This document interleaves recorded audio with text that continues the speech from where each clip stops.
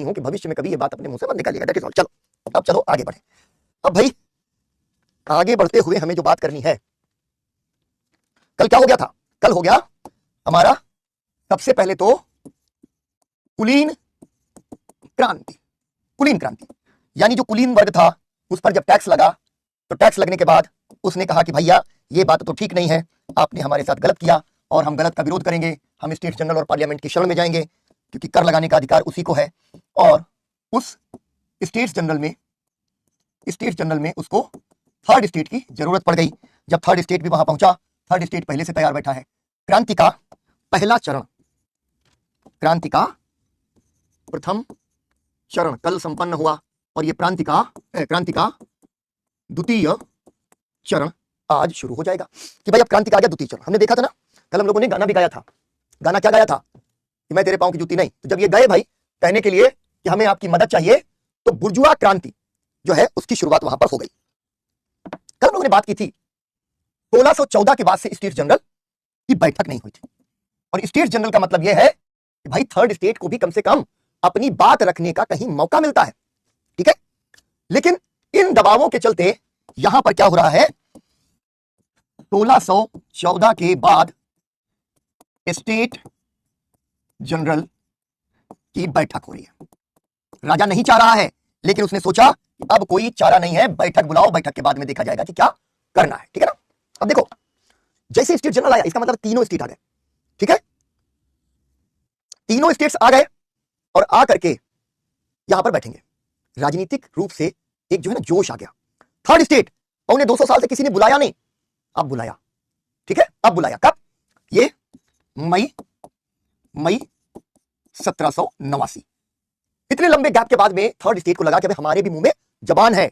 और हम लोगों ने यहां क्या देखा था कि जैसे ही स्टेट जनरल की बैठक बुलाई गई और हमारा जो ये वर्ग है कुलीन, उसने इनसे मदद की मांग की, तो क्या कहा था?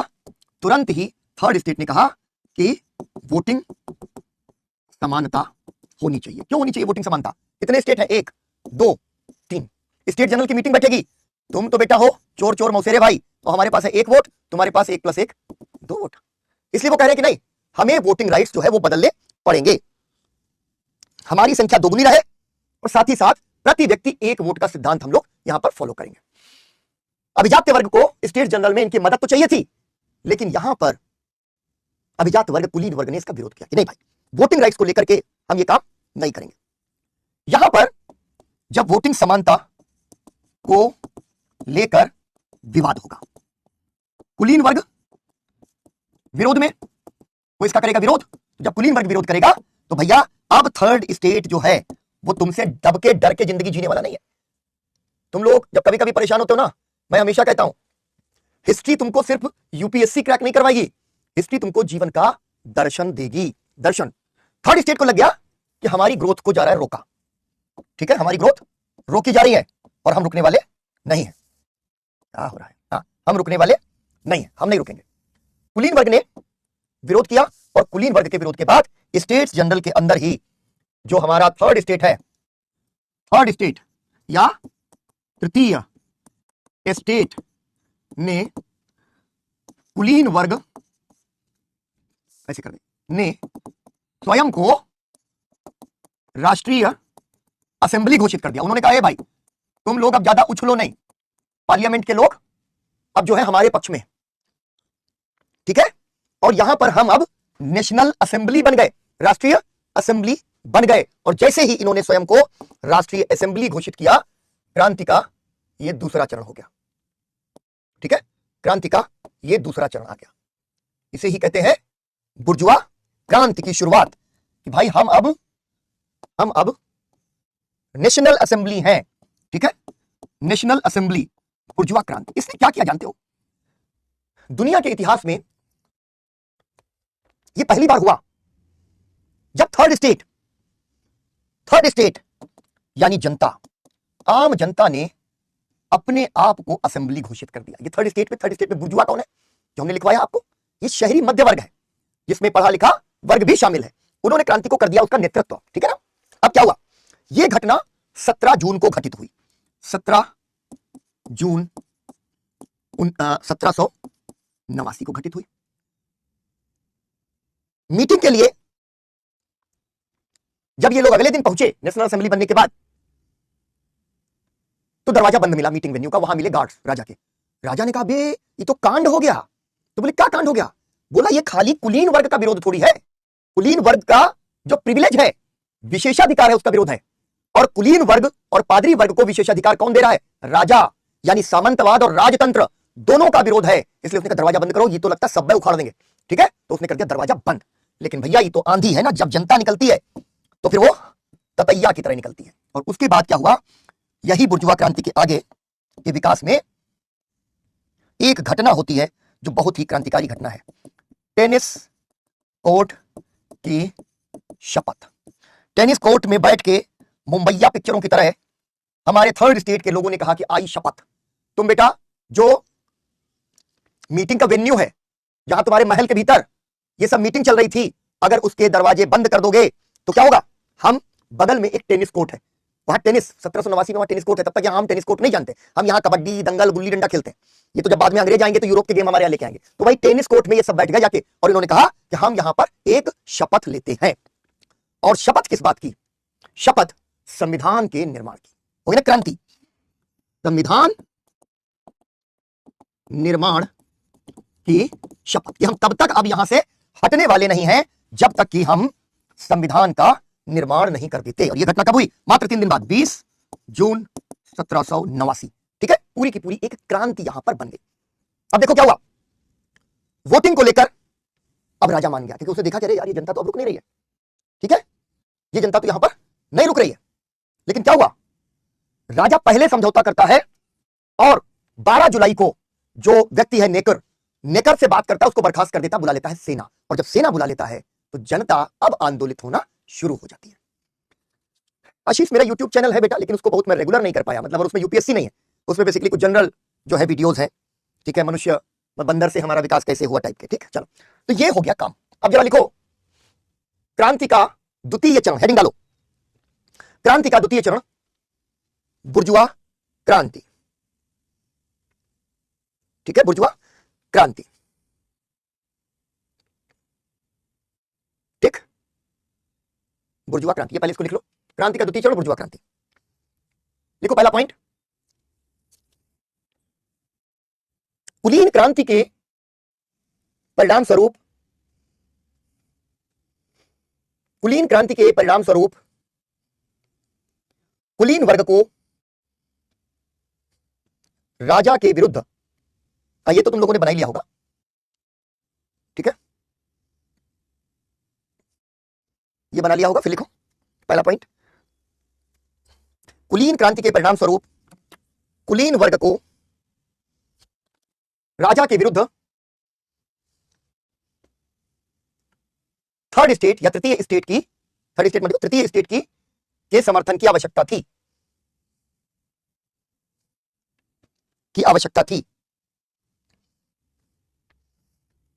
मई 1789 में, मई 1789 में स्टेट जनरल की बैठक बुलाई गई, स्टेट जनरल की बैठक बुलाई गई।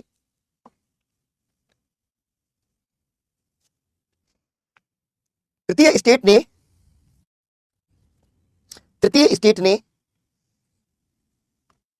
3 स्टेट्स, ठीक है, तृतीय स्टेट ने मई 1789 में स्टेट जनरल की बैठक बुलाई गई। तृतीय स्टेट ने 3 स्टेट्स में पादरी एवं कुलीन वर्ग के सामने अपनी स्थिति मजबूत करने के लिए,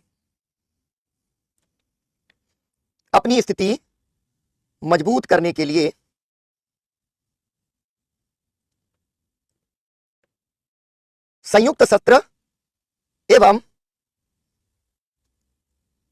वोटिंग प्रक्रिया का प्रस्ताव किया। ठीक है, प्रस्ताव किया। तृतीय स्टेट प्रत्येक स्टेट को, तृतीय स्टेट प्रत्येक स्टेट को एक एक वोट, जो हमने बताया ना, एक वोट फर्स्ट स्टेट का, एक वोट सेकंड स्टेट का, एक थर्ड का, ये दोनों मिल गए तो 1+1। तृतीय स्टेट, प्रत्येक स्टेट को एक एक वोट की प्रणाली, एक एक वोट की प्रणाली के विरुद्ध था। उसने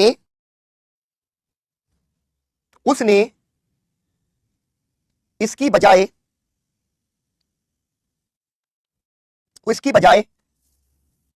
एक व्यक्ति एक वोट, आज भी यही चलता है, एक व्यक्ति एक वोट की मांग की।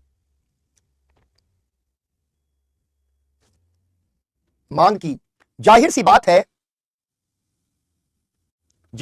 है कि थर्ड स्टेट की संख्या अधिक है और संयुक्त सत्र में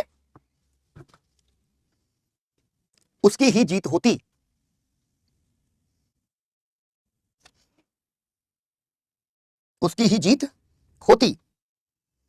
इसलिए कुलीन वर्ग ने इन मांगों का विरोध किया और 17 जून 1789 को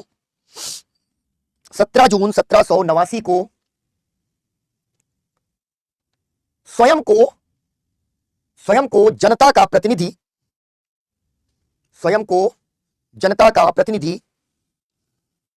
कहते हुए नेशनल असेंबली घोषित कर दिया। ठीक है, इस घटना ने बुर्जुआ क्रांति को जन्म दिया।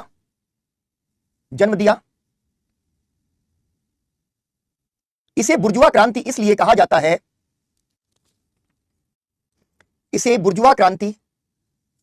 जाता है, क्योंकि इस क्रांति का नेतृत्व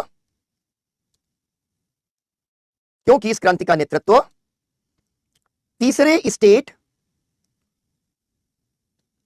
के बुद्धिजीवी वर्ग ने किया, पढ़ा लिखा सचेत तीसरे स्टेट के बुद्धिजीवी वर्ग ने किया। अगला पॉइंट लिखना, राजा ने इसे सामंतवाद और राजतंत्र के विरुद्ध विद्रोह मान लिया।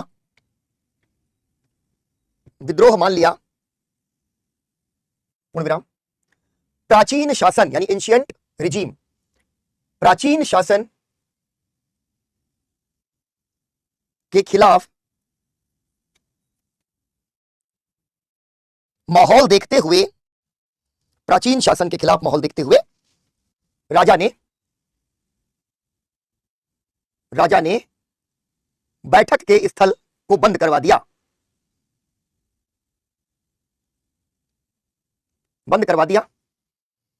परिणाम स्वरूप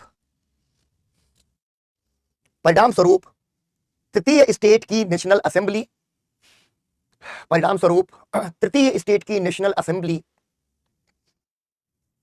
ने पास के टेनिस कोर्ट में जाकर संविधान निर्माण की शपथ ली।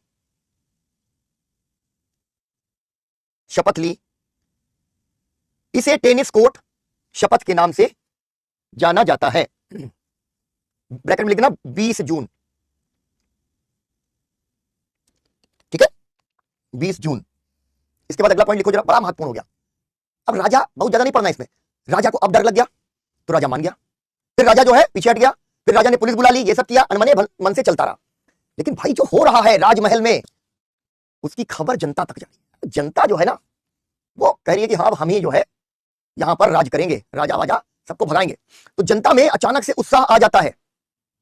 इसे टेनिस कोर्ट की शपथ कहा जाता है। ठीक है, अच्छा, तो यहां पर जनता में एक उत्साह है। अब तो लिखो इसको, अगला पॉइंट बहुत प्रभावी चरण है, लिखो नेक्स्ट पॉइंट लिखो। राजमहल में हो रही घटनाओं ने जनता को राजनीतिक रूप से जागृत कर दिया था,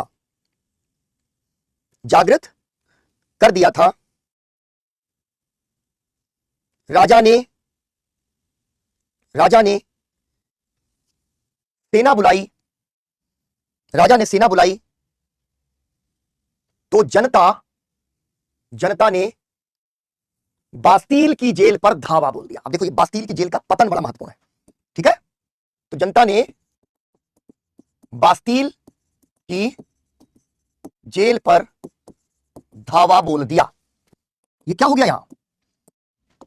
बास्तील की जेल पर जब धावा बोला गया, इसका सीधा सा मतलब था कि तृतीय एस्टेट के प्रतिनिधि तो वहां बातचीत कर रहे थे, और प्लस पेरिस की जनता को लग रहा है ना कि ये तो हमारे ही सब रिप्रेजेंटेटिव बैठे हैं, क्योंकि थर्ड स्टेट में सब आते हैं। इसका सीधा मतलब जनता ने ये सोचा कि भाई हमारे लोग अंदर बैठे हैं, अब ये राजा की इतनी औकात कि ये सेना भेज रहा है। जब हम संविधान बनाने की बात कर रहे हैं जनता बनाएगी, तो अब क्या हुआ? पेरिस की जनता आ गई, धावा बोल दिया, ठीक है। ब्रैकेट में लिखना 14 जुलाई 1789, क्रमिक रूप से ऐसे देखते चल रहे, धावा बोल दिया। बास्तील की जेल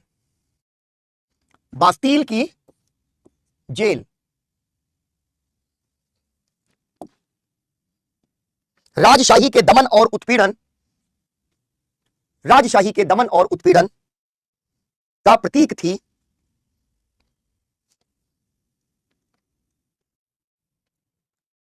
इस प्रकार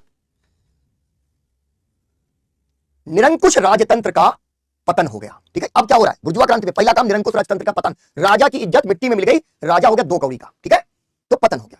तो यहां पर लिखो, यह निरंकुश राजतंत्र के पतन का द्योतक था। द्योतक का मतलब क्या होता है? ठीक है, प्रतीक था या प्रमाण था, ठीक है, का द्योतक था।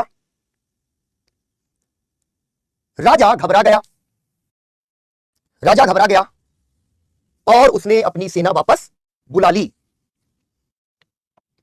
अब देखो क्या हुआ, पेरिस में राजमहल, जो घटनाएं पेरिस में चल रही थी, ठीक, जो घटनाएं पेरिस में चल रही थी वो पहुंच गई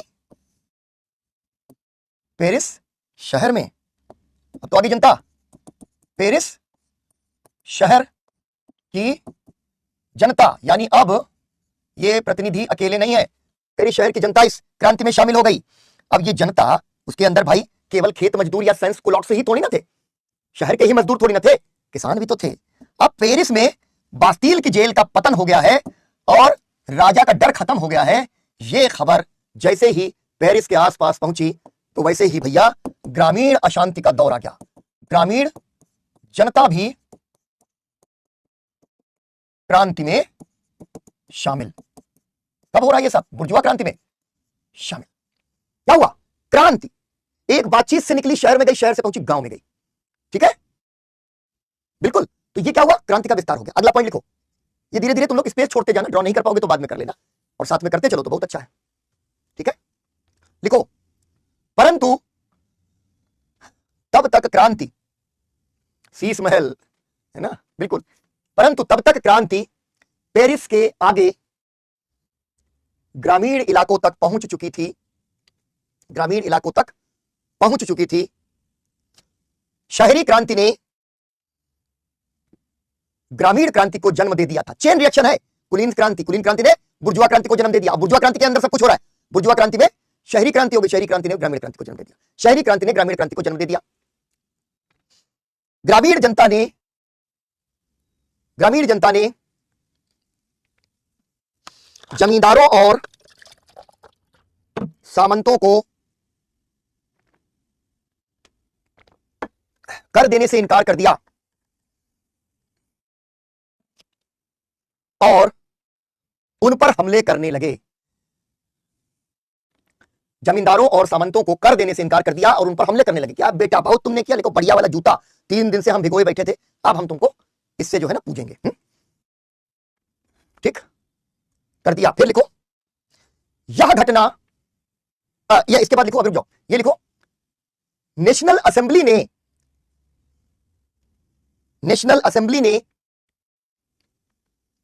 4 अगस्त, ठीक है, 4 अगस्त, एक सेकंड, निरंकुश राजतंत्र का पतन, ये बास्टील का जेल, ठीक है, इसको बस समझ लेना, ये प्रीलिम्स में तो पूछा नहीं जाना, लेकिन ये प्रक्रिया इतनी महत्वपूर्ण है कि फ्रांसीसी क्रांति भाई, इसीलिए बहुत ध्यान से पढ़नी चाहिए, समझनी चाहिए, बाकी सब तुम लोग सर समझते चले जाओगे। ठीक है, अब दूसरी चीज क्या हो रही, जब ये ग्रामीण जनता में क्रोध आ गया तो यहां क्या हो रहा है, सामंतवाद के अंत की घोषणा किसने की, नेशनल असेंबली, कब की, 4 अगस्त, क्रमिक रूप से धीरे धीरे बढ़ता जा रहा है, 4 अगस्त 1789। तो बंधु यहां हो गया कांड, निरंकुश राजतंत्र पहले समाप्त हो गया, और अब क्या हुआ, निरंकुश राजतंत्र के साथ साथ सामंतवाद का अंत हो गया। क्या लड़ाई थी, निरंकुश राजतंत्र से लड़ाई थी, निरंकुश राजतंत्र को उखाड़ फेंका, 4 अगस्त 1789। ठीक है, लिखो, सेंटेंस पूरा कर लो। नेशनल असेंबली ने सामंतवाद के अंत की घोषणा कर दी,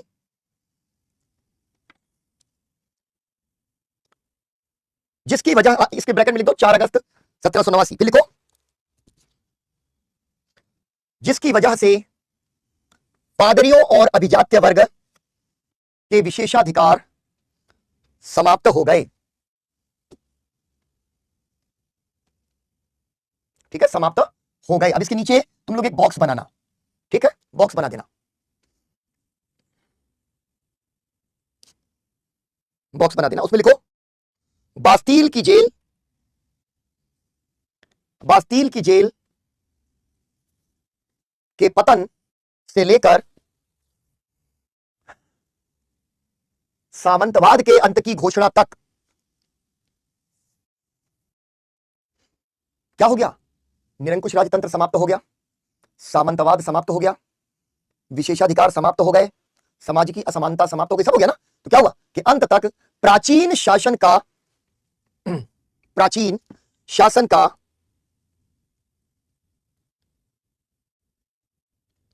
अंत हो गया,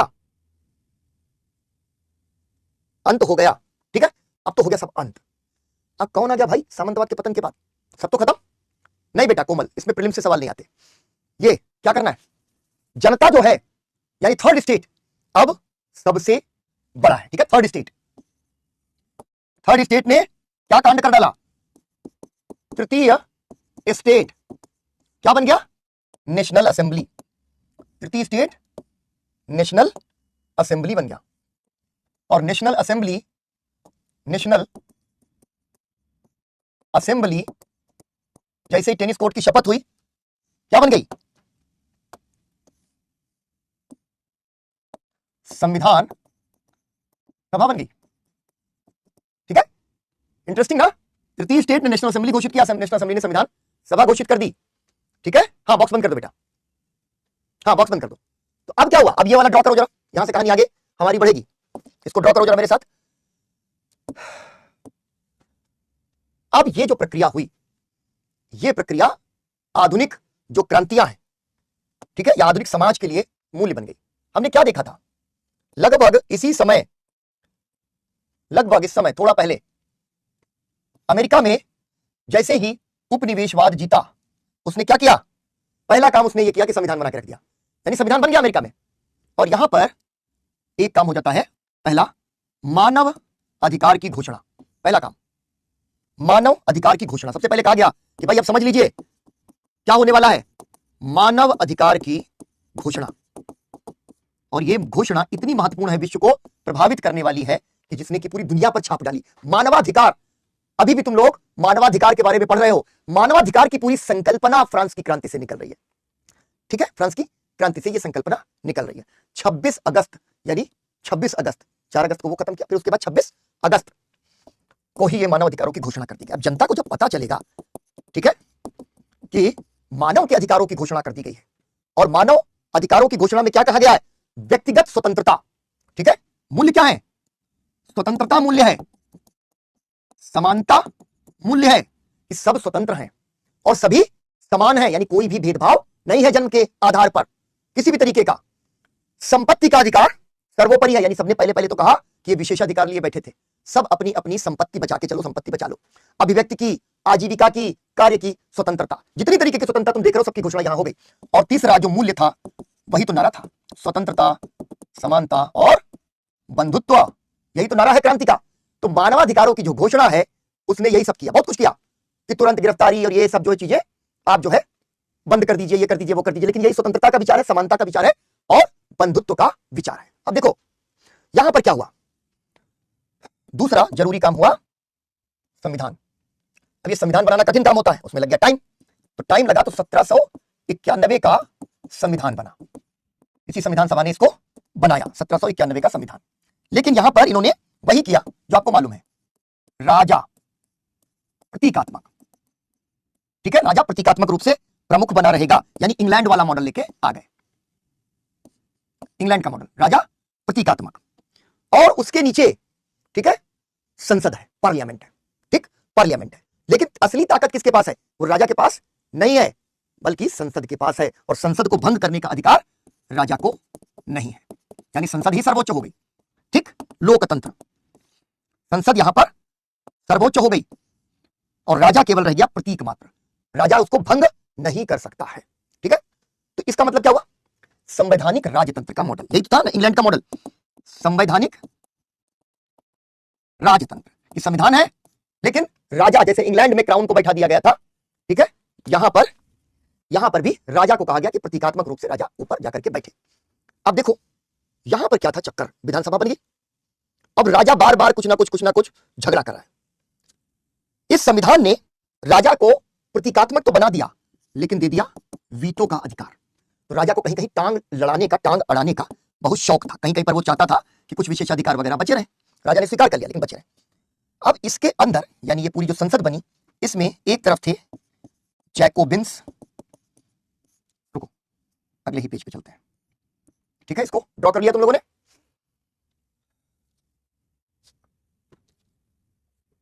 ये कर लिया,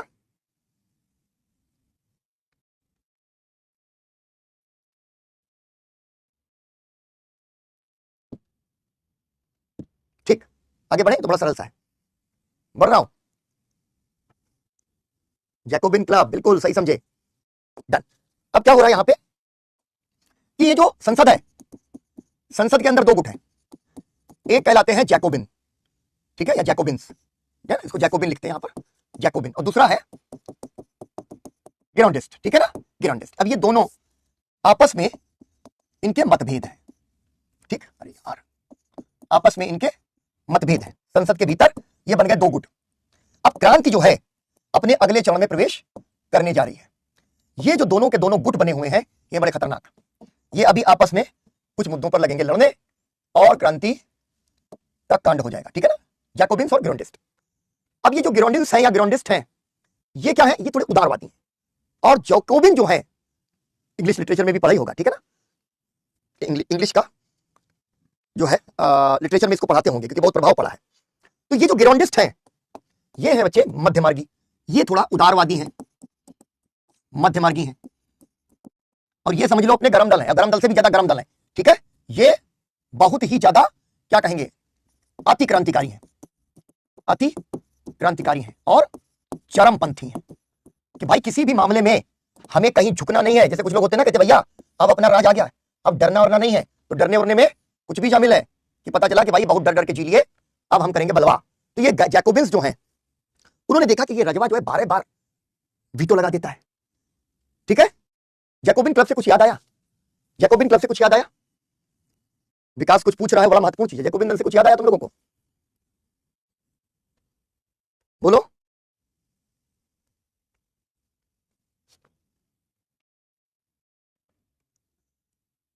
कोई नहीं बोल रहा, अरे टीपू सुल्तान यार, ठीक। अब इनके बीच में झगड़ा है, अब राजा जो है, राजा क्या करेगा, असंतोष उसके लिए बढ़ रहा है, तो वो क्या कर रहा है, वो अपने रिश्तेदार इधर उधर ऑस्ट्रिया और प्रशा सब ये सोच रहे हैं कि यार राजतंत्र ना उखड़े यूरोप में। हाँ बिल्कुल, टीपू सुल्तान, एक बार राजतंत्र अगर उखड़ गया तो यूरोप में सारे राजतंत्र के खिलाफ क्रांति हो जाएगी ना।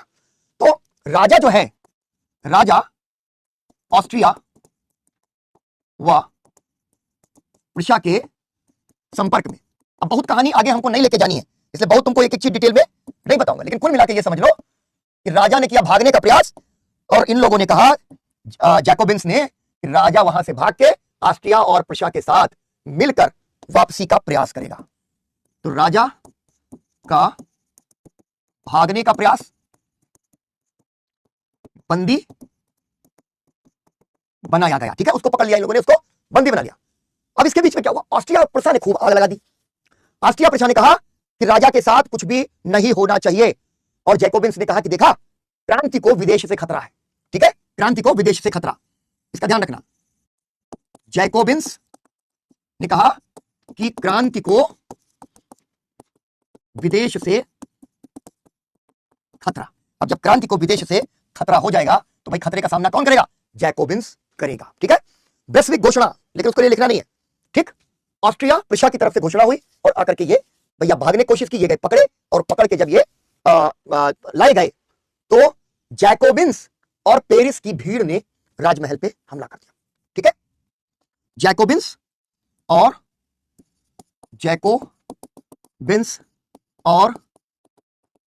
पेरिस के लोगों, जिसमें सबसे महत्वपूर्ण भूमिका किसकी थी, सैंस कुलोट्स का, राजमहल पर हमला हो गया। और राजमहल पर हमले के बाद यहां से फिर से कहानी में एक मोड़ आया, मैं गड्डी वहीं छोड़ आया। ठीक है, पहले इसको जरा लिखो।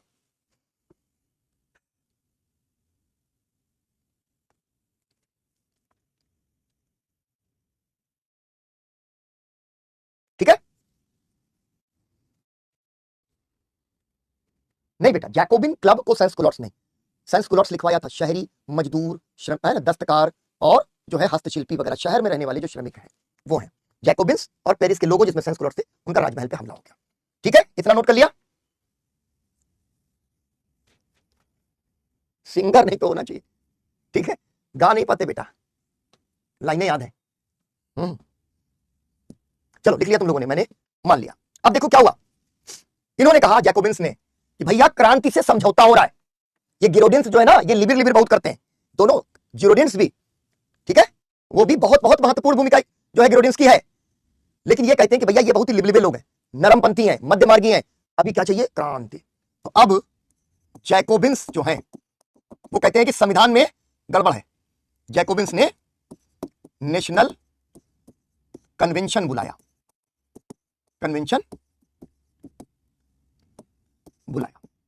एक नेशनल कन्वेंशन जैकोबिन्स के नेतृत्व में बना, और जैकोबिन्स ने कहा कि अब बनेगा नया संविधान। ठीक, नया संविधान बनेगा, मतलब संविधान में संशोधन होंगे लेकिन नया संविधान बनाया जाएगा। क्योंकि जब हमला किया तो राजा के रक्षकों ने इनको रोकने की कोशिश की, तो झगड़ा हुआ, और झगड़ा जो है उसमें इन्होंने रक्षकों को मार दिया। ठीक है, रक्षकों को मार दिया। अब इन्होंने क्या कहा कि भाई फ्रांस अब राजतंत्र नहीं, संवैधानिक राजतंत्र नहीं, फ्रांस बनेगा गणतंत्र, गणतंत्र की घोषणा। और इन्होंने कहा कि दरअसल जो बुर्जुआ क्रांति है वो नहीं चाहती कि आम जनता भी राजनीति में भाग ले, इसलिए यहां से बहुत बड़ा काम इन्होंने किया, सार्वभौमिक मताधिकार। इन्होंने कहा कि भाई जितनी जनता है सबको सार्वभौमिक मताधिकार होगा, बस फर्क क्या है, केवल पुरुषों को होगा। अब हमारी क्लास की लड़कियां भड़क उठेंगी, उनकी ज्वाला जो है जल उठेगी, और वो कहेंगी कि सर लड़कियों के साथ आखिर धोखा हर काल में हर समाज में क्यों हुआ। तो बच्चे हुआ, यही तुम इसी के बारे में पढ़ रहे हो और इसी से तुमको लड़ना है। राजशाही खत्म, गणतंत्र की घोषणा, सार्वभौमिक मताधिकार, पुरुष मताधिकार। अच्छा एक बात बताओ, यहां तक तो लिख लिया था तुम लोगों ने, ठीक, इसको लिखो जरा, लिखो जरा।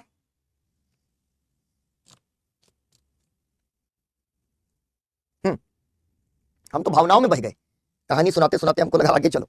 ठीक, लिखो, ये नहीं लिखा था ना, अब लिखो जरा। संसद के भीतर दो गुट बने थे, संसद के भीतर दो गुट बने थे,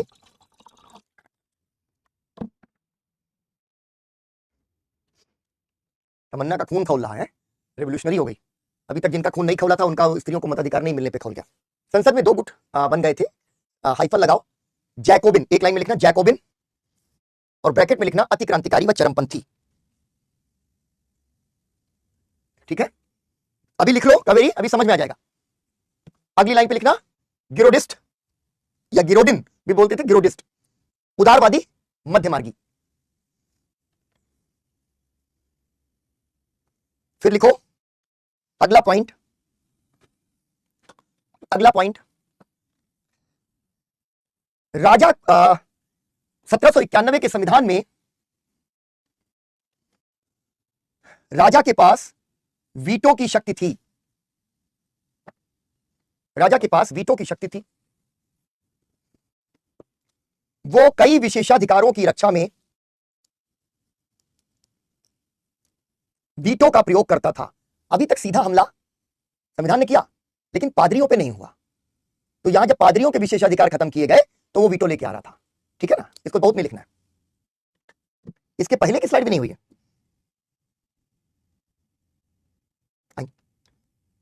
अच्छा, इसके पहले की स्लाइड भी नहीं हुई है। अंशिका कह रही है, श्रद्धा कह रही है ना, तो चलो इसके पहले की स्लाइड पर ये वाला थोड़ा सा तुम लोगों को देखना पड़ेगा। लिख लो जल्दी जल्दी से, बोले।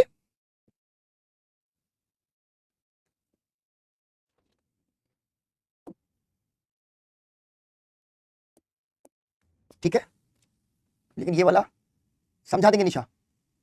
अच्छा ठीक है, नहीं नहीं बेटा, लेकिन क्रम नहीं बनेगा तमन्ना। हाँ नहीं नहीं, ये वाला स्लाइड नहीं हुआ था मेरे ख्याल से, तृतीय स्टेट वाला यहां तक का हो गया था। चलो लिखो, अब जरा फ्रेश लिख लो।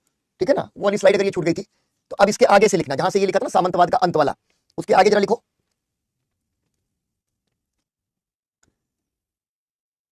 नहीं राधे बेटा, ये पहले करवा देंगे, सीक्वेंस खराब हो जाएगा, स्टोरी खराब हो जाएगी।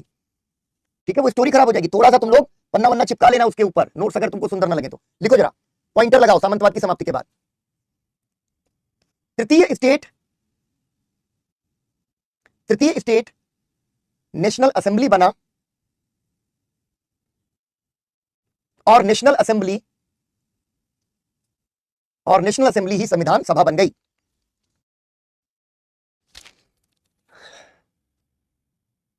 इस संविधान सभा ने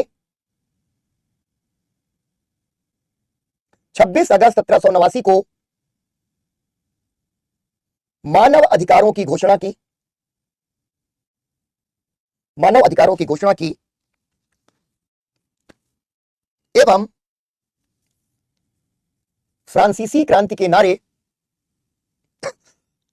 एवं फ्रांसीसी क्रांति के नारे स्वतंत्रता, समानता एवं बंधुत्व, स्वतंत्रता, समानता, बंधुत्व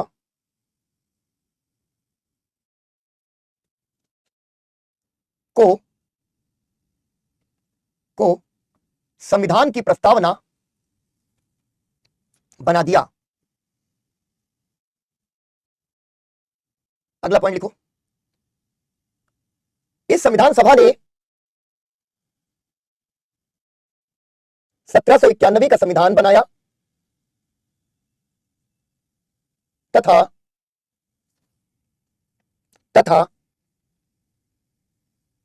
फ्रांस को संवैधानिक राजतंत्र घोषित किया, तथा फ्रांस को संवैधानिक राजतंत्र घोषित किया।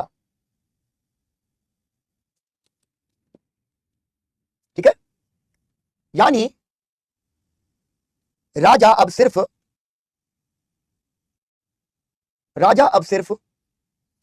प्रतीकात्मक प्रधान था।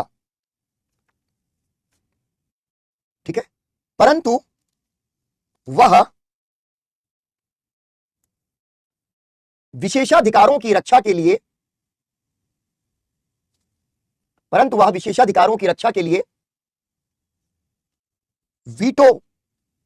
वीटो पावर का या वीटो की शक्ति का इस्तेमाल करता रहता था। अब वो आ गया पॉइंट, अब ये वाला पॉइंट आ गया इस स्लाइड का। संसद के भीतर दो गुट बन गए थे, संसद के भीतर दो गुट बन गए थे, हाइफन अगली लाइन से जैकोबिन, जैकोबिन अतिक्रांतिकारी चरमपंथी, ब्रैकेट में अतिक्रांतिकारी और चरमपंथी, ब्रैकेट में लिख दो। अगली लाइन से लिखना गिरोडिन स्लैश गिरोंडिस्ट, ठीक है, गिरोडिन गिरोंडिस्ट, जैसे जैकोबिन जैकोबिन्स, वैसे गिरोडिस्ट गिरोडिन और गिरोंडिस्ट ऐसे कहते थे। दूसरा गिरोडिन या गिरोंडिस्ट उदारवादी मध्यमार्गी। अगले पॉइंट से लिखना जैकोबिन, जैकोबिन संवैधानिक राजतंत्र और राजा को, संवैधानिक राजतंत्र और राजा को दिए गए वीटो से नाराज था, वीटो से नाराज था। जैकोबिन्स के साथ,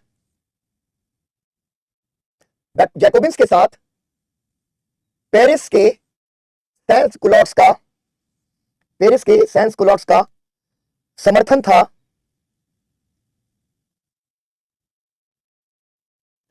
पेरिस के सैंस कुलॉट्स का समर्थन था।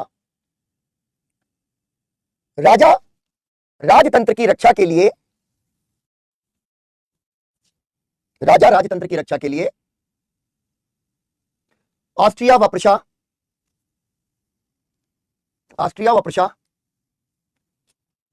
के संपर्क में था, संपर्क में था।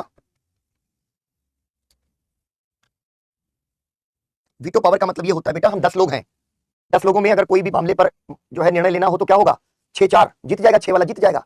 लेकिन अगर पूरे 9 के 9 लोग एक तरफ हो और एक आदमी जिसके पास वीटो पावर हो, वो वीटो का इस्तेमाल कर देगा तो निर्णय रुक जाएगा। ये होता है वीटो पावर। सिक्योरिटी काउंसिल में वीटो पावर वगैरह तुम लोग जानते हो सब, ठीक है। जैकोबिन्स मानते थे कि क्रांति को राजा व राजतंत्र समर्थक देशों से खतरा है, राजा व राजतंत्र समर्थक देशों से खतरा है। राजा ने देश छोड़कर भागने का प्रयास किया, राजा ने देश छोड़कर भागने का प्रयास किया और बंदी बना लिया गया, बंदी बना लिया गया। जैकोबिन्स ने पेरिस की जनता के साथ राजमहल पर हमला कर दिया, राजमहल पर हमला कर दिया।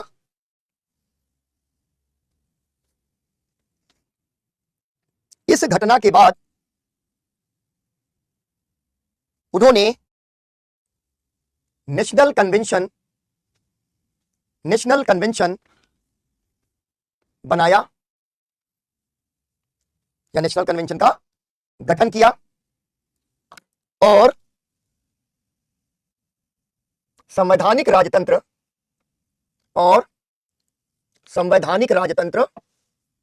को समाप्त कर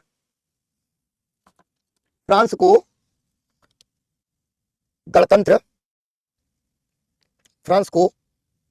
गणतंत्र बना दिया, ठीक है। साथ ही गिरोंडिस्ट को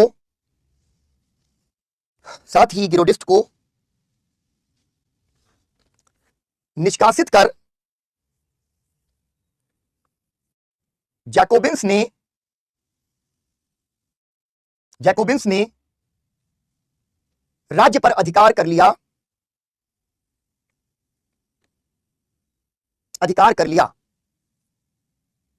अभी जो नए संविधान की बात की इन्होंने, यह संविधान लागू ही नहीं हो पाया। अब इसको देख लो, फिर इसको लिखेंगे, है ना। हुआ क्या, यहां पर आप जब बढ़ जाते हैं विवाद, यही लोकतंत्र है कि जैकोबिन्स भी है, गिरोंडिस्ट भी है। यहां क्या हुआ, क्रांति जो है वो अतिक्रांति की तरफ चली गई, अतिक्रांति। जैकोबिन्स ने कहा कि सबसे बड़ा खतरा अब बन गया है अंदर गिरोंडिस्ट और बाहर राजा के दोस्त, तो क्रांति को खतरा हो गया है, तो क्रांति की रक्षा करनी पड़ेगी। तो क्रांति की रक्षा के नाम पर हुआ क्या, बन गई जैकोबिन तानाशाही, संविधान चला गया बाहर चूल्हे में, ठीक है। और यहां इनका नेता है रॉबस्पियर, वो आ जाता है नेता बनकर, और इसने क्या किया, कायम कर दिया, इसने कायम कर दिया आतंक का राज्य। यानी अच्छी भली जो क्रांति चल रही थी वो अब बन जाती है क्या, आतंक का राज्य। क्रांति की रक्षा तो जैकोबिन तानाशाह हो जाएंगे, क्यों, क्योंकि बहुत खतरा है। रॉबस्पियर आएगा और रॉबस्पियर आतंक का राज्य बना देगा, आतंक का राज्य। और देखो अभी क्या होता है आतंक के राज्य में, तो आगे लिखो इसके, जैकोबिन्स ने 5 देशों के पास 5 स्थायी देशों के पास सिक्योरिटी काउंसिल में वीटो है। जैकोबिन्स ने बाहरी और आंतरिक खतरे के नाम पर एक तानाशाही सरकार स्थापित कर दी, एक तानाशाही सरकार स्थापित कर दी।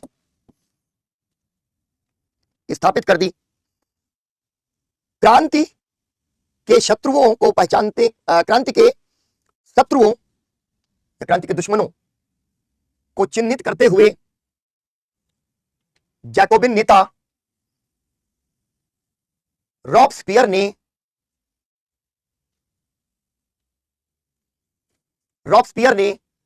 लगभग 100 दिनों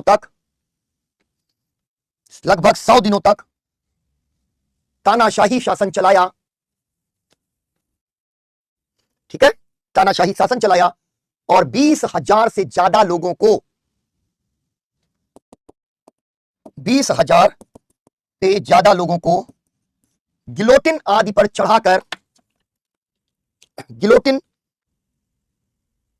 चढ़ाकर मौत के घाट उतार दिया गया, ठीक है, मौत के घाट उतार दिया गया। गिलोटिन क्या होता है,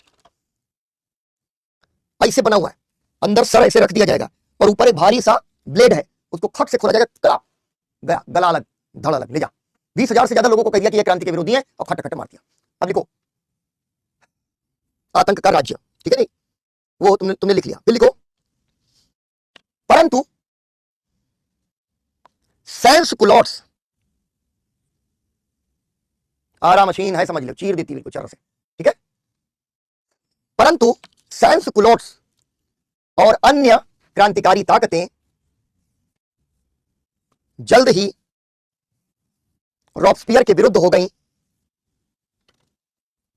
और 1794 में रॉबस्पियर को भी 1794 में रॉबस्पियर को भी गिलोटिन पर चढ़ा दिया गया, रॉबस्पियर को भी गिलोटिन पर चढ़ा दिया गया, ठीक। अब देखो अब आ गया 1795, बहुत कॉम्प्लिकेटेड कहानी यहां पर है, इसीलिए इतना समय लग रहा है। यहां क्या हुआ, फिर से एक बार नया संविधान बना, और इस नए संविधान से जो शासन बना उसको कहते थे रूल ऑफ डायरेक्टरी। ऐसा कहा गया कि कोई तानाशाह ना हो पाए, और तानाशाही को रोकने के लिए रूल ऑफ डायरेक्टरी बनी, ठीक है। तो इसको क्या कहते हैं, डायरेक्टरी शासन, ठीक है, डायरेक्टरी शासन। और इसी डायरेक्टरी शासन के बीच से कौन उदय हो जाएगा, नेपोलियन बोनापार्ट, ठीक। द्विसदनीय व्यवस्था, यहां कहा गया केवल राजतंत्र तो खतरा था ही था, लेकिन रॉबस्पियर ने यह सिद्ध कर दिया कि लोकतंत्र भी अगर बहुत ज्यादा हो गया तो बहुत खतरा है, ठीक है। तो बड़ा राजनीतिक संयम, लेकिन था क्या कि ये जो संतुलन बनाने का काम है, ठीक है, कि एक तो शांति व संतुलन, कि भाई क्रांति के मूल्य भी बचे रहे, और साथ ही साथ अगर कुछ लोग अति क्रांति की तरफ नहीं जाना चाहते तो वो भी संतुष्ट हो जाए। लेकिन ये पूरा का पूरा डायरेक्टरी रूल जो था ये हो गया विफल, इसको विफल होने का, ठीक है, इसकी थी अपनी सीमाएं, ये हो गया असफल, डायरेक्टरी शासन असफल हो गया, ठीक। और डायरेक्टरी शासन असफल क्यों हुआ इस पर बात करें, इससे पहले तुम लोग ये लिख लो, रॉबस्पियर के बाद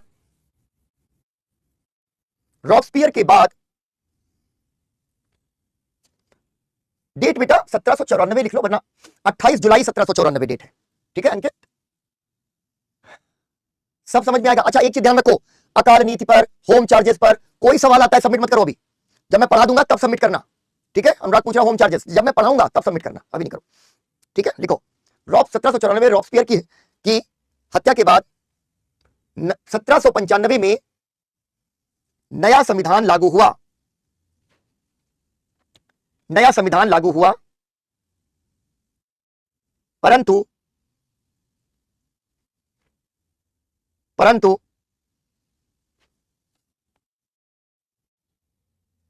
नया संविधान लागू हुआ, परंतु यह संविधान कोई स्थायी समाधान न दे सका।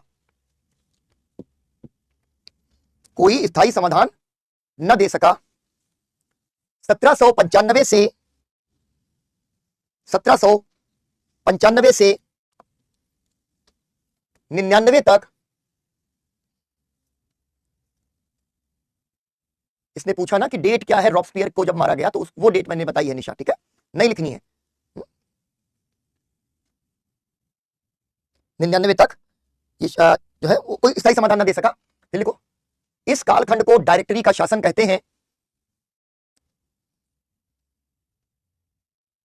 इस कालखंड को डायरेक्टरी का शासन कहते हैं। यह काल आंतरिक असंतोष के साथ साथ लगातार बाह्य युद्धों में उलझा रहा। बाह्य युद्धों में उलझा रहा। पूर्ण विराम। इन युद्धों में फ्रांस की विजय से, इन युद्धों में फ्रांस की विजय का कारण, इन युद्धों में फ्रांस की विजय का कारण नेपोलियन बोनापार्ट था। नेपोलियन बोनापार्ट था, जिसका एक युद्ध जिताने वाले महानायक,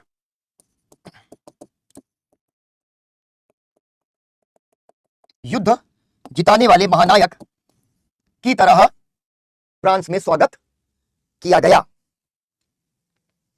स्वागत किया गया। अब ये पूरी डिटेल में नहीं जाना है, ठीक है, कि फिर उसने कब क्या किया, राज्य पर कैसे धीरे धीरे कब्जा किया, क्या किया क्या नहीं किया, वो डिटेल में नहीं। ये होगी क्रांति यहां पर समाप्त, नेपोलियन बोनापार्ट पर आकर के। क्रांति के लिए मूल्य महत्वपूर्ण थे। मूल्य क्या थे? मूल्य थे स्वतंत्रता, हम लोगों ने देखा ना, समानता। नेपोलियन बोनापार्ट, ठीक है। अब ये नेपोलियन बोनापार्ट क्या हुआ? युद्ध के हीरो के तौर पर इसका उदय हुआ। जबरदस्त सेनापति है, जबरदस्त सेनापति, और लगातार फ्रांस को जिता रहा है अलग अलग मोर्चों पर।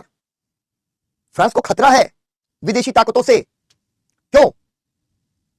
क्योंकि यूरोप में फ्रांसीसी क्रांति के बाद कहीं क्रांतियों की झड़ी न लग जाए, ठीक है, झड़ी न लग जाए, इसलिए पूरा यूरोप खिलाफ है। ऑस्ट्रिया बहुत खिलाफ है, और इसके बीच में जिता के कौन ला रहा है? Napoleon Bonaparte. अरे बाप रे बाप, क्या गजब का आदमी है ये।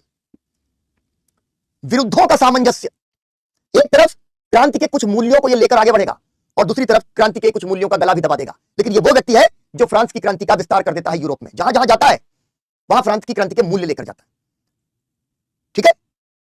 अरे कहानी सुन लो नेपोलियन बोनापार्ट पे, बड़ा बोर हुए तुम लोग लिखते लिखते। और यूपीएससी के एस्पिरेंट होने के नाते तुम लोगों को यह कहानी जरूर सुननी चाहिए। एक कहावत होती है ना कि काग चेष्टा वको ध्यानम, है ना, काग चेष्टा वको ध्यानम, और क्या है यार, काग चेष्टा वको ध्यानम अल्पहारी तथैव च श्वान निद्रा, क्या है, श्वान निद्रा तथैव च, ऐसे वाली कोई कहावत है यार, मैं भूल गया अचानक से। काग चेष्टा वको ध्यानम श्वान निद्रा तथैव च अल्पहारी गृह त्यागी विद्यार्थी च पंचलक्षणम, आ गया, ठीक है। तो उसमें क्या है, निद्रा अल्प होनी चाहिए। तो अब उस निद्रा अल्प से इसकी कहानी सुन लो। एक बार युद्ध चल रहा है, और उस युद्ध के अंदर लगातार जो है नेपोलियन बोनापार्ट को लड़ना पड़ रहा है। और नेपोलियन बोनापार्ट को जब ऐसा लगता है कि 3 दिन से वो नहीं सोया है, तो वहां पर क्या होगा कि एकदम से उसको नींद के झटके आने लगते हैं। तो अपने घोड़े से जब वो गिरने लगता है, तो वो आता है कहां? अपने एक तोपची के पास, जिसके पास तोप है। जब तोप थी तो वो गया, उसने कहा कि भाई ये बताओ, ठीक है, कि ये तोप तुमने चलाई तो नहीं है? तो उसने कहा कि सर अभी तक तो चली नहीं है। तो वो गया, और तोप बड़ी बड़ी तोपें होती थी ना, बड़ी बड़ी मुख वाली तोपें। उसने अपने जैकेट वैकेट उतारे, टोपी ओपी हथियार वथियार रख के घोड़ा बांध दिया, और उस तोप के मुंह में जाके लेट गया। तो तोपची को लगा कि भाई हो गया, ये तो गया 2-4 घंटे के लिए। 20 मिनट के बाद वो एकदम से शरीर बड़ी झटकते हुए निकल आया। तो तोपची ने कहा सब हो गया, बोले बस झपकी लेके आए और बैठा भैया कपड़े पहन के फिर से घोड़े पे और कट पट कट पट कट पट पट वापस युद्ध के क्षेत्र में। तुम्हारे लिए प्रेरणादायी है। चलो, लेकिन कुछ लोग प्रेरणा नहीं ले रहे, मेरी तो श्वान निद्रा नहीं है। ठीक है, नेपोलियन बोनापार्ट। अब नेपोलियन बोनापार्ट क्या कर रहा है, जो मैंने आपको बताया कि ये मूल्य लेकर के निकला है, लेकिन इसने क्या किया, एक चक्कर है। कहानी शुरू हुई थी राजतंत्र से, राजतंत्र से ये कहानी कहां बढ़ गई थी, आगे संवैधानिक राजतंत्र तक। संवैधानिक राजतंत्र से ये कहानी कहां गई थी, गणतंत्र तक। लेकिन ये गणतंत्र तक आते आते वापस कहां पहुंच गई, राजतंत्र तक। पूरा का पूरा पावर लूप है ये, घूम के पूरी ये एक ही जगह पर पहुंच जाती है। एक हेडिंग डालो, नेपोलियन बोनापार्ट का उदय और फ्रांसीसी क्रांति, इसी में डालो।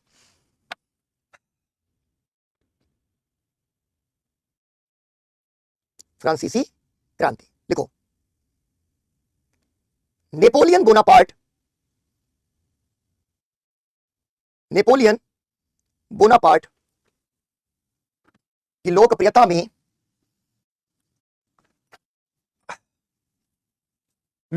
में असीमित वृद्धि हुई, असीमित वृद्धि हुई तथा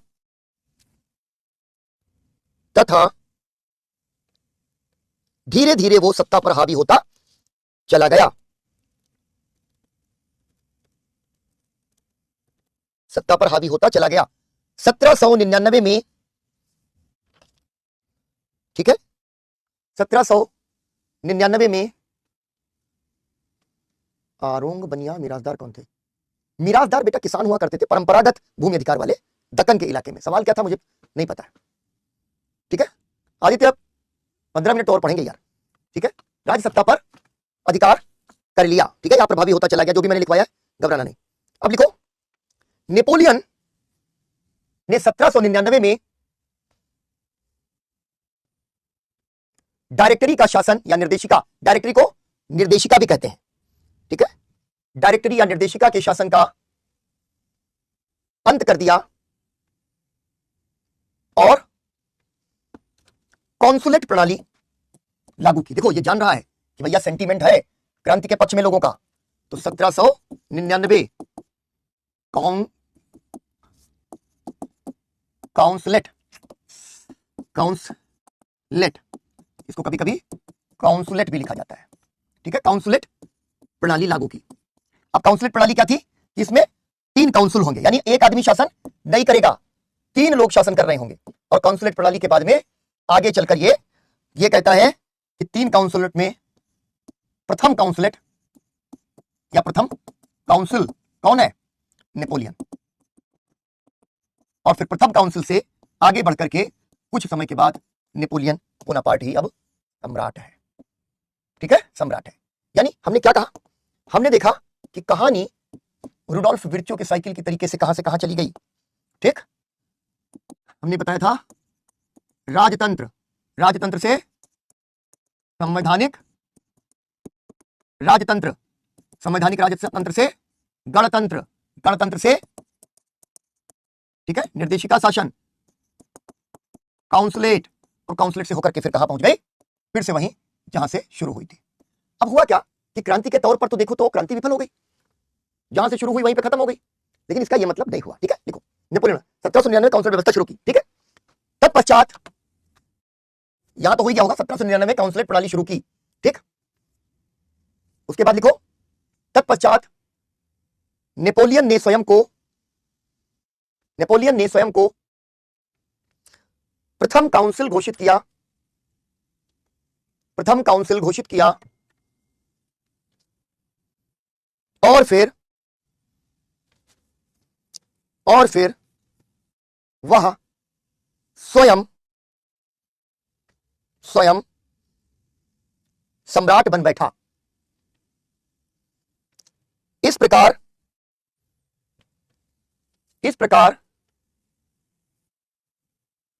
राजनीतिक प्रणाली के तौर पर फ्रांसीसी क्रांति वही वापस लौट गई जहां से शुरू हुई थी। पूरी फ्रांसीसी क्रांति वहीं लौट के वापस चली गई जहां से शुरू हुई थी। ठीक है अनु, इसमें क्या ही समझ में नहीं आ रहा बेटा, सब तो लिख रहे हो, समझ रहे हो तुम लोग, और तुम नहीं समझोगी तो फिर कैसे बात बनेगी, समझती रहो। ठीक है, क्या हुआ, वहीं पर वापस लौट गया। अब आखिरी 2-3 पॉइंट लिख लो बस, बस बस आखिरी 2-3 पॉइंट लिखने, खाली लिख लो। नेपोलियन ने क्रांति के दो मूल्यों, क्रांति के दो मूल्यों, ब्रैकेट में लिखना, स्वतंत्रता एवं लोकतंत्र, क्रांति के दो मूल्यों, ब्रैकेट में स्वतंत्रता एवं लोकतंत्र, ब्रैकेट बंद, को समाप्त कर दिया, समाप्त कर दिया, परंतु क्रांति के कुछ आदर्शों जैसे कानून के समक्ष समानता, कानून के समक्ष समानता, जन्म के आधार पर, जन्म के आधार पर भेदभाव न करना, तथा तथा धार्मिक सहिष्णुता जैसे, सहिष्णुता आदि को बढ़ावा दिया, बढ़ावा दिया। इसलिए नेपोलियन को क्रांति का उत्तराधिकारी, क्रांति का उत्तराधिकारी और क्रांति को नष्ट करने वाला दोनों कहा जाता है। ठीक है, सेकंड लास्ट पॉइंट लिख लो, सेकंड लास्ट पॉइंट लिख लो। नेपोलियन ने यूरोप के बड़े इलाके पर फ्रांस का साम्राज्य स्थापित किया, फ्रांस का साम्राज्य स्थापित किया, पूर्ण विराम। वो जहां भी गया, वो जहां भी गया क्रांति का प्रतीक माना गया, क्रांति का प्रतीक माना गया। 1815 में, 1815 में बहुत प्रसिद्ध युद्ध है वाटरलू, 1815 में वाटरलू के युद्ध, 1815 में वाटरलू के युद्ध के बाद ऑस्ट्रिया के नेतृत्व में, ऑस्ट्रिया के नेतृत्व में वियना कांग्रेस आयोजित हुई, आयोजित हुई, आयोजित हुई और उसने फ्रांस की क्रांति के विरोध, फ्रांस की क्रांति के विरोध और राजतंत्र की रक्षा का प्रयास किया। बस आखिरी लाइन लिख लो, रक्षा का प्रयास किया, परंतु परंतु फ्रांसीसी क्रांति से ऑस्ट्रिया के नेतृत्व में वियना कांग्रेस का आयोजन हुआ, जिसने फ्रांसीसी क्रांति के विरुद्ध राजतंत्र की रक्षा का प्रयास किया। ठीक है, फिर मैंने कहा परंतु फ्रांसीसी क्रांति के मूल्य, बस अर्चना 2 मिनट बेटा, यही सबसे डिटेल था, इसके बाद इतनी डिटेल्ड क्लासेस बिल्कुल कम होंगी, 2-4 जिसमें इतना डिटेल है। फ्रेंच रेवोल्यूशन बहुत प्रभाव डालती है, बाकी सब में बहुत आराम से तुम लोग लिखोगे, है ना, लिखो। परंतु फ्रांसीसी क्रांति के मूल्य शाश्वत सिद्ध हुए, शाश्वत का मतलब कभी न मरने वाले, शाश्वत सिद्ध हुए।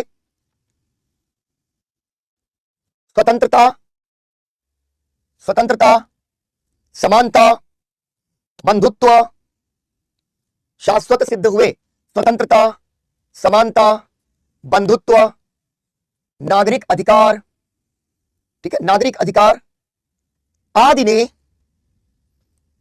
कई विचारधाराओं को जन्म दिया। पहली बार आम जनता राजनीति के केंद्र में आ गई और क्रांति घटित हुई। चल भाई ठीक 1 बजे तुम लोग शिकायत नहीं कर सकते हो कि सर आपने हमको 1 भी मिनट ज्यादा पढ़ाया। अब इससे पहले कि 1 बज के 1 मिनट हो जाए तुम सबके सब लोग जल्दी जल्दी से क्लास लीव करो। अब ये सबसे डिटेल था, ठीक है ना, फ्रांसीसी क्रांति बहुत डिटेल था। अब थोड़ा जल्दी जल्दी भाग लेंगे तब भी हो जाएगी वर्ड हिस्ट्री, ठीक है। चलो मिलते हैं हम लोग कल।